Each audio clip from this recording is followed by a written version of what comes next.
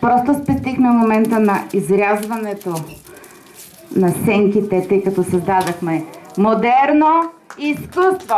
Елате тук, заповядайте. Това е продукта, който Питър нарисува в началото, това, което показва във вас. А това е Левски с неговите прекрасни сини очи. И аз наистина искам да ви кажа, че в нашата арт-група правим много интересни неща и като доказателство, тъй като ние сме много младо училище и сме щастливи, че сме поканени на тази олимпиада да участваме за първи път, имаме подготвен подарък за организаторите. Моля госпожа Кина Бъговска да дойде.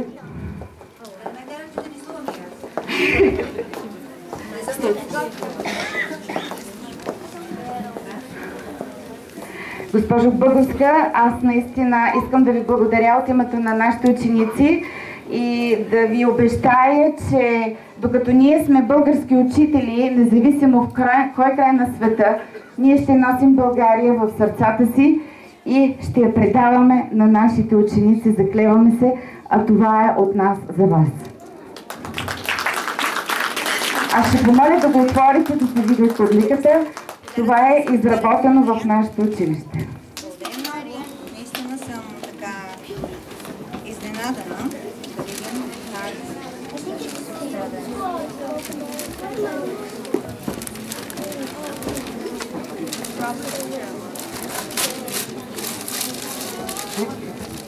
Аз малко ще го разпитам, да? Да, няма проблем.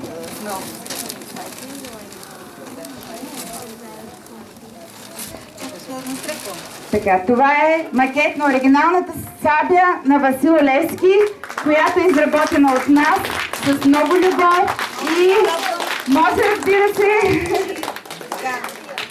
точно така изглеждала сабята на Левски, същия размер, същия вид. Мисля, че това е нашия жест, знак на благодарност към вас.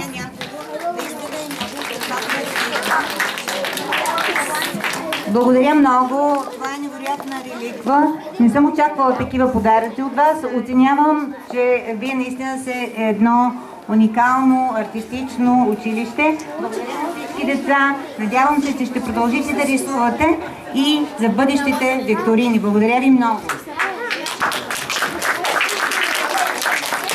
Благодаря, пътиланци. Представихте се много добре, макар и за първи път. Ще останете трайни спомени в днешната олимпиада. Ей така, всичко приключи.